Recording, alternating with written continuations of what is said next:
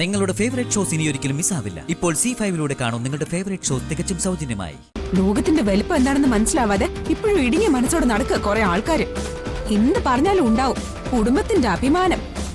ഇതും പൊക്കി പിടിച്ചോണ്ട് നടന്നിട്ട് എന്താ നേട്ടം? എന്റെ പൊന്നു പ്രിയൊന്ന് പതുക്കെ പറ. അച്ഛനത് കേട്ട ദേഷ്യത്തിൽ പറഞ്ഞു പോയതല്ലേ. ഞാനേ ഇവിടുന്ന് ചാടിപ്പോ. പ്രിയേ, ചെന്നാ സ്വീകരിക്കാൻ ആയിരക്കണക്കിന് ആൾക്കാരും ഉണ്ടാവും. ഒരു സിനിമ, ഒരൊറ്റ സിനിമ എന്റെ പേരിൽ പുറത്തിറങ്ങിയാലേ ടിവിക്കാരും പത്രക്കാരും ഒക്കെ ഈ വീടിന്റെ ഉമ്മർത്ത് വരും. അപ്പൊ ഇന്ന് വിലക്കുന്നവരൊക്കെ ഞെളിഞ്ഞിരിക്കും അവരുടെ മുൻപില്. പ്രിയങ്കയുടെ അച്ഛനാണ്, അമ്മയാണ്, മുത്തശ്ശിയാണെന്നൊക്കെ പറഞ്ഞിട്ട്. അതുകൊണ്ടും തീരില്ല. അവൾക്ക് കുഞ്ഞിലെ കലാബോധം ഉണ്ടായിരുന്നു, ഞങ്ങളാണ് അത് വളർത്തിക്കൊണ്ട് വന്നതെന്നൊക്കെ പറഞ്ഞ് എല്ലാവരുടെ മുൻപിൽ ആളാവുകയും ചെയ്യും. എടി നീ ഒന്ന് അടങ്ങ്. ഞാൻ നീ പറഞ്ഞ പോലെ ഫോണിന്റെ അടുത്ത് തന്നെ നിൽക്കുമായിരുന്നു.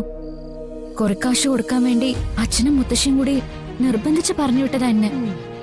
അതുകൊണ്ടാ ഈ പ്രശ്നം മുഴുവൻ ഉണ്ടായത്. ചേച്ചി ഒന്നും പറയണ്ട. ചേച്ചി എന്നെ ഒറ്റ കൊടുത്തു. ഞാനോ? ഞാനോന്നൊന്നും ചോദിക്കണ്ട. എല്ലാവർക്കും അസൂയ എന്നോട്. ഞാൻ ഈ നരകത്തിൽ നിന്ന് രക്ഷപ്പെട്ടാലോ എന്നുള്ള അസൂയ. വൈകാതെ അച്ഛന് മനസ്സിലാവും ദേവനാരായണൻ തിരുമേനിയുടെ കൽപ്പന അനുസരിക്കാൻ പ്രിയങ്കയ്ക്ക് മനസ്സില്ലാന്ന്.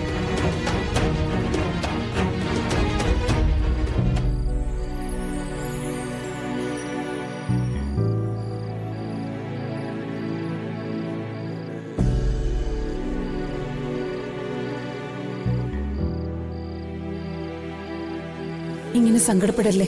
അവളെ നമുക്ക് എല്ലാവർക്കും കൂടി പറഞ്ഞു മനസ്സിലാക്കാം. താൻ ഈ പറയുന്ന രാധികയുടെ കാര്യത്തിലാണെങ്കിൽ എനിക്കതിൽ സംശയമൊന്നും ഉണ്ടാവില്ല. പക്ഷെ പ്രിയങ്കയുടെ കാര്യം അതല്ല. അവൾ എടുത്തു ചാടി എന്തെങ്കിലും ഒരു തീരുമാനം എടുത്താൽ പിന്നെ നമുക്ക് ഈ നാട്ടിൽ തലയുയർത്തി നടക്കാൻ പറ്റില്ല. എന്നുവെച്ച് എന്നും ഇങ്ങനെ പൂട്ടിയിടാൻ പറ്റോ?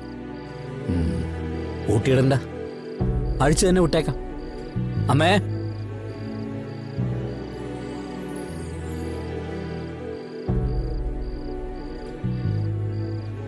എന്തടാ? പ്രിയങ്കയുടെ വിവാഹം എത്രയും പെട്ടെന്ന് നടത്തണമെന്നാ എന്റെ തീരുമാനം. എന്താ ഈ പറയുന്നേ? മൂത്തവളായിട്ട് രാധിക നിൽക്കല്ലേ. പ്രിയങ്കയുടെ പഠിപ്പ് തീർന്നിട്ടുമില്ല. രാധികയ്ക്ക് വിവാഹയോഗം 1 വർഷം കഴിഞ്ഞിട്ടേ ഉള്ളൂ. അതുവരെ ഇത് നീട്ടിക്കൊണ്ടുപോയാല് ഹരിതാത്തതെന്തെങ്കിലും സംഭവിച്ചു പോകുമെന്നുള്ളൊരു പേടി എന്റെ മനസ്സിലുണ്ട്. അമ്മ എന്തു പറയുന്നു? അങ്ങനെ തീരുമാനിക്കുന്നതുകൊണ്ട് കുഴപ്പമൊന്നുമില്ല. പക്ഷെ ഒരു നല്ല ആലോചന വരണ്ടേ? ഇതുവരെ ശ്രമിച്ചിട്ടില്ലല്ലോ. ശ്രമിച്ചാൽ നടക്കും. ഒന്നുകൂടി ആലോചിച്ചിട്ട്. നമ്മുടെ മുമ്പിൽ 2 വഴികളേ ഉള്ളൂ അശോതെ. ഒന്നുകിൽ നമ്മൾ ആഗ്രഹിക്കുന്ന രീതിയിൽ നല്ലൊരു കുടുംബത്തിലേക്ക് അവളെ വിവാഹം കഴിച്ച് അയക്കാം, അല്ലെങ്കിൽ അവളെ അവളുടെ ഇഷ്ടത്തിന് ജീവിക്കാൻ വിടുക. അങ്ങനെ വിട്ടാ പിന്നെ നമ്മൾ ജീവിച്ചിരിക്കേണ്ടി വരില്ല.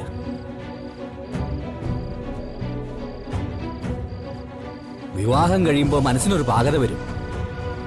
ജീവിതത്തെക്കുറിച്ച് ഒന്ന് ഇരുത്തി ചിന്തിക്കാൻ പഠിക്കും. അവളുടെ നന്മയല്ലേ നമ്മൾ ആഗ്രഹിക്കുന്നത്. ഈ കാര്യത്തിൽ ഇനി മാറ്റമൊന്നുമില്ല.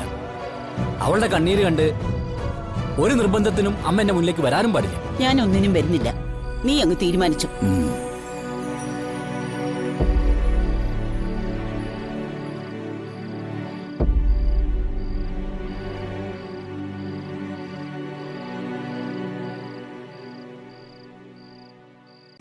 ഡൗൺലോഡ് ചെയ്യൂ C5 ആപ്പ്. കാണൂ എല്ലാ എപ്പിസോഡുകളും സൗജന്യമായി.